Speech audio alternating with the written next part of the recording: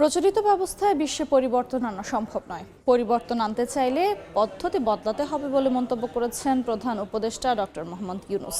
থাইল্যান্ডে BIMSTEC young generation ফোরামের কনফারেন্সে প্রধান অতিথির বক্তব্যে কথা বলেন সরকার প্রধান। নতুন সভ্যতা করতে চাকরির পেছনে না ঘুরে তরুণদের উদ্যোক্তা হওয়ারও আহ্বান জানান তিনি। The whole problem is created by the way we structured the civilization for ourselves. Unless we redesign it, we are stuck and we are finished. So that's the world we see. We have the alternative. It's not that it's a kind of terrible thing. It's not a terrible thing. Simply become aware. You are born as an entrepreneur. So I bring the entrepreneurship at the center.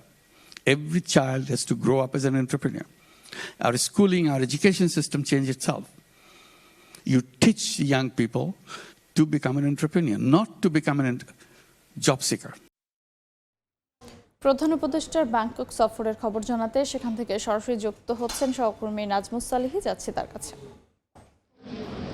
এখানে যিনি বক্তব্যটি দিয়েছেন বাংলাদেশের প্রধান উপদেষ্টা doctor Mohammad Yunus, মূলত সেটি হচ্ছে থাই তরুণদেরকে উৎসাহমূলক বক্তব্য। সেটির আসলে আজকে যেহেতু তার মূল ইভেন্টে তার কোনো অংশগ্রহণ ছিল না এবং তার কোনো বক্তব্য বা তার কোনো কর্মসূচি মূল ইভেন্টে না থাকলেও তিনি এসেছেন মূলত থাই গভর্নমেন্টের আমন্ত্রণে মূল ইভেন্টে অংশ নেওয়ার পাশাপাশি তিনি হচ্ছে বাইরে এই সাইড বলা চলে, যেহেতু তিনি বাইরে এই তরুণদেরকে উৎসাহ দেওয়ার জন্য তিনি একটি আয়োজনে অংশগ্রহণ করেছিলেন। সেটির ইংরেজি শিরোনাম ছিল এমন যে হোয়ার ইজ আওয়ার ফিউচার, অর্থাৎ বিমস্টেক যে রাষ্ট্রগুলো রয়েছে তাদের ফিউচার কোথায়, এই অঞ্চলে যে তরুণদেরকে কিভাবে এগিয়ে যেতে হবে এবং তরুণদের আসলে এই মুহূর্তে করণীয় কী, সেই বিষয়ে তিনি তার দীর্ঘ বক্তব্য দিয়েছেন। সেই বক্তব্যে তিনি মোটা দাগে কয়েকটি বিষয় তরুণদেরকে উৎসাহমূলক দিয়েছেন এবং বলছেন যে নতুন বিশ্ব গড়তে হলে প্রচলিত যে ব্যবস্থা তা ভেঙে ফেলতে হবে, ভেঙে নতুন পদ্ধতি চালু করতে হবে। অর্থাৎ প্রচলিত যে সিস্টেম, সেই সিস্টেমে একটি বিশ্বকে সুশৃঙ্খল মানবিকভাবে মানব সভ্যতাকে গড়ে তোলা সম্ভব নয়।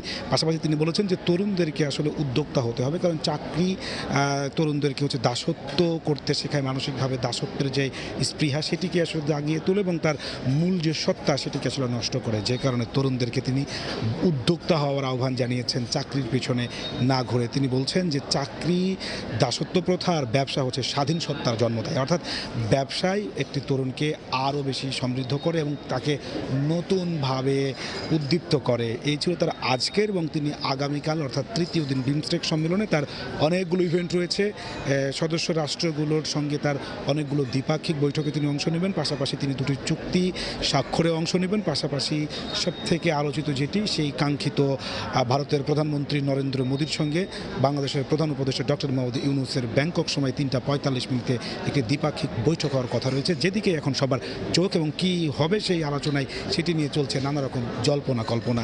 এই ছিল আমার কাছে বিমস্টেক সম্মেলনের দ্বিতীয় দিনের সর্বশেষ খবরাখবর। সরাসরি যুক্ত ছিলাম থাইল্যান্ডের ব্যাংককে।